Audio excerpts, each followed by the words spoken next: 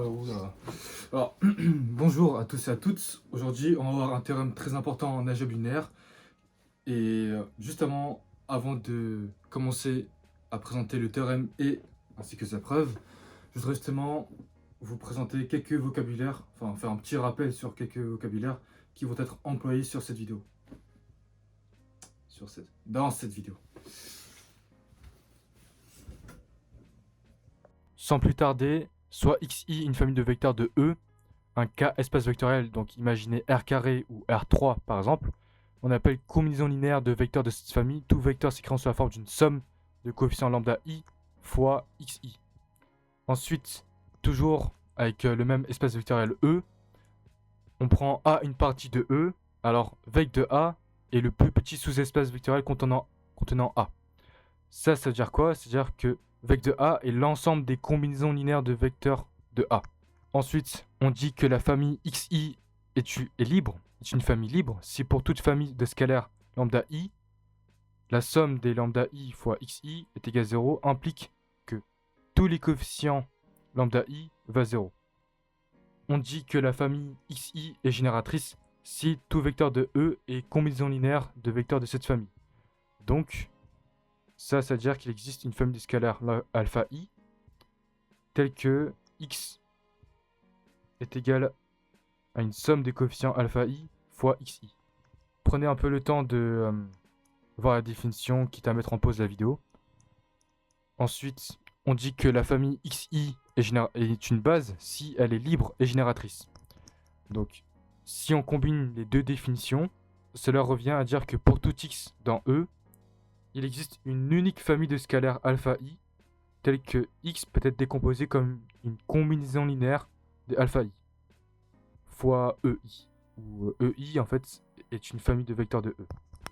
Donc si vous voyez pas vraiment les définitions, enfin si vous comprenez pas trop les définitions, ne vous inquiétez pas, je vais justement illustrer avec des exemples.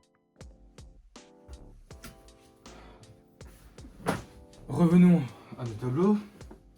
Donc pour illustrer le théorème à travers un exemple, on va se placer dans R carré, donc le R espace vectoriel R carré. C'est un espace vectoriel très connu et très utilisé dans nos années au lycée. Donc tout ce qui est calcul vectoriel en seconde ou en première et aussi en terminale. Aussi qu'en terminale, on travaille plutôt sur R3, donc justement l'espace R3. Bref, je considère la famille de vecteurs E qui est composée de 3 vecteurs. Le vecteur 1, 0, le vecteur 0, 1 et le vecteur 1, 1. Donc cette famille, je vais montrer qu'elle est génératrice. Donc là, je vais faire un peu travailler les définitions. Je prends n'importe quel vecteur U dans R carré. Forcément, un vecteur quelconque dans R carré s'écrit sous la forme de X et Y. Enfin, X en abscisse et Y en ordonnée. On peut repérer justement par ces coordonnées. Et où X et Y sont des réels. U, je peux le décomposer en une combinaison linéaire des vecteurs de E. Donc, c'est ce qui est écrit ici. U, je peux le voir comme X fois vecteur 1, 0 plus Y fois le vecteur 0, 1 plus 0 fois le vecteur 1, 1. Ici, notre famille de scalaires, c'est X, Y et 0. Et ça, c'est valable pour tout vecteur U. Peu importe, on peut prendre n'importe quel vecteur U. On peut toujours décomposer de cette manière. Donc, E est une famille génératrice de R carré. Donc en fait, on dit que E engendre R carré. Maintenant, on prend justement une autre famille. Enfin, c'est pas vraiment une autre famille, c'est plutôt la même famille, mais on retire des éléments, on retire des vecteurs. Je prends F est égal au vecteur 1, 0. C'est plutôt justement petite parenthèse, parce que c'est une famille. Donc, F contient juste un seul vecteur, le vecteur 1, 0. F est libre, car si je prends n'importe quel coefficient alpha, pour que alpha fois le vecteur 1, 0 fasse le vecteur nul, il faut que alpha soit égal à 0. forcément. Donc ça, c'est la définition de une famille libre. Donc si f remplit cette condition, alors f est libre. Donc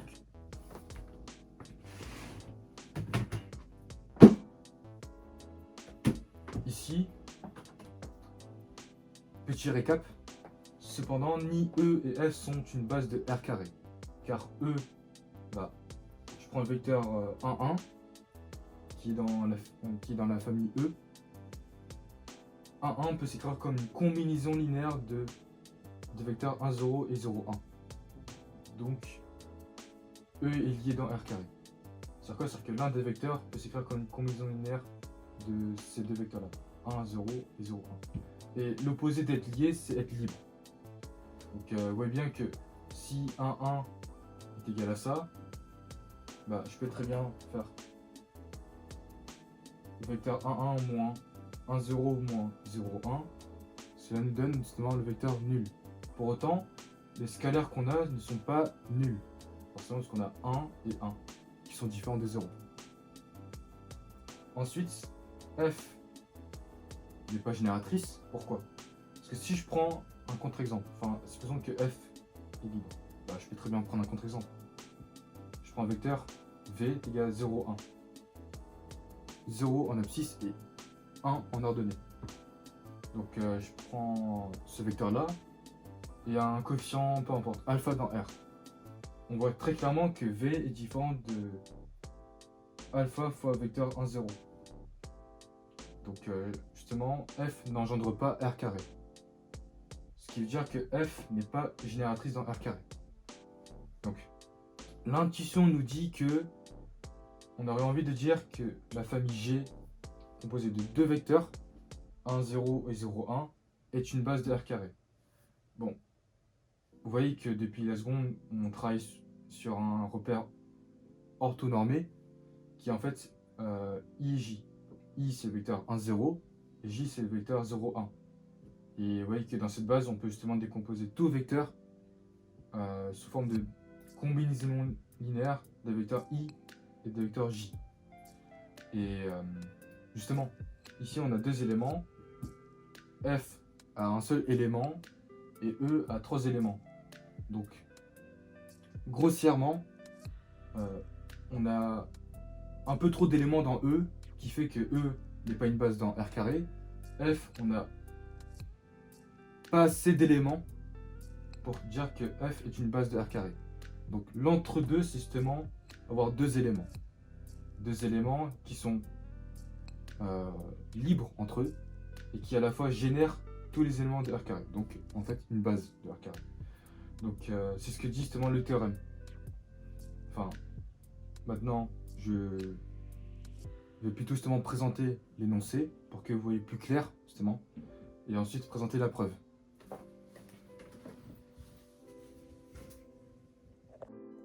Donc, le théorème en question s'intitule le théorème de la base A complète.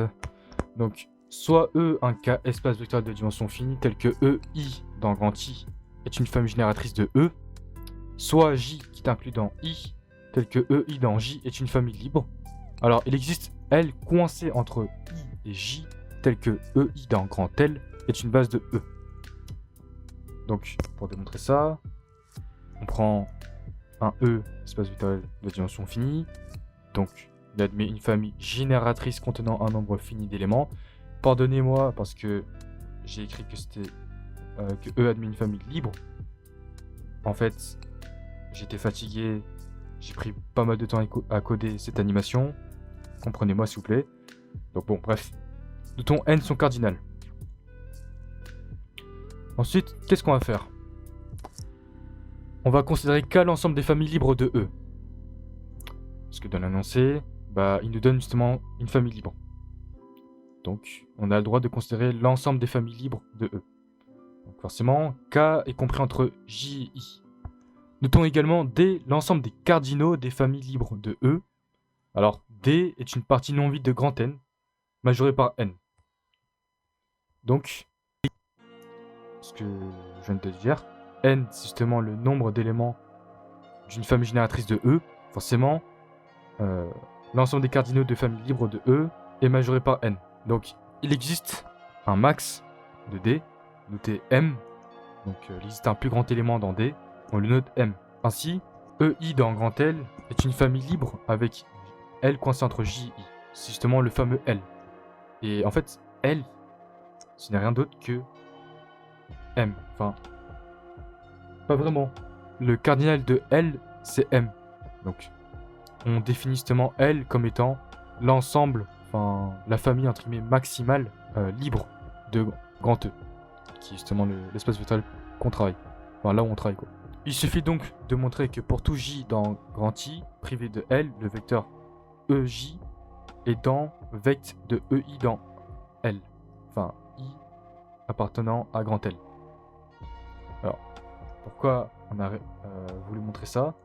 Parce que si on obtient cette condition, alors E est égal à vect de EI I dans grand I est inclus dans vect de EI où I est dans grand L. Et ça veut dire quoi? C'est-à-dire que EI dans grand L est également une famille génératrice de E. Parce que si l'ensemble des combinaisons linéaires de EI dans grand L contient l'ensemble des combinaisons linéaires de EI qui sont des vecteurs dont la famille est génératrice, forcément EI dans grand L est génératrice. Et vu qu'elle est génératrice et en même temps libre par définition, elle forme donc une base. Pour cela, on va supposer par absurde qu'il existe un certain I0 appartenant à un grand I privé de grand L tel que ce vecteur-là, EI0, n'appartient pas à vect de EI dans grand L. C'est-à-dire quoi? C'est-à-dire que EI ne s'écrit pas sous la forme d'une combinaison linéaire des éléments EI. On va donc poser L' tel que L' est égal à L union singleton I0. Il existe donc une famille de scalaires alpha I telle que la somme des alpha I fois EI où I est dans L' va 0. Et donc, si alpha I0, donc le tout dernier coefficient, est différent de 0, alors on peut écrire que E fois E de I0 est égal à une combinaison linéaire des alpha I EI. Et c'est absurde parce qu'en fait, ça c'est une combinaison, c'est littéralement justement la contradiction de mon hypothèse de départ, qui est que EI ne peut pas s'écrire comme une combinaison linéaire de EI. Mais là, justement, on obtient quoi? Une combinaison linéaire de EI. Donc, alpha I0 doit valoir 0. Or, par définition de EI, la famille EI, c'est une famille libre.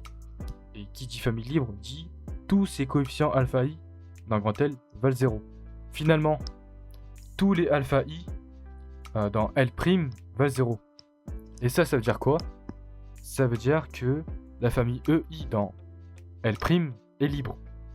Ce qui est absurde, car EI dans L tout court est la famille maximale par définition de M. Il n'y a pas plus grand comme famille parmi les familles libres que la famille EI dans grand L tout court. Donc, conclusion. On a montré que pour tout I dans grand L, EI est dans vect de EI. C'est-à-dire que EI peut s'écrire comme une combinaison linéaire des EI dans grand L. Donc, E est inclus dans vect de EI dans grand L. Ce qui veut dire que la famille EI, EI où I est dans L, est génératrice et en même temps libre. Donc la famille EI dans grand L est une base de E par définition. Et donc on a montré justement le théorème. Bon mince, j'espère que cette vidéo vous aura plu et que ce petit changement aussi vous aura plu. C'est vrai que d'habitude je travaille souvent en majeure partie avec les tableaux, donc n'hésitez pas à commenter et dire ce que vous pensez de ça et liker cette vidéo. Sur ce, c'est ciao.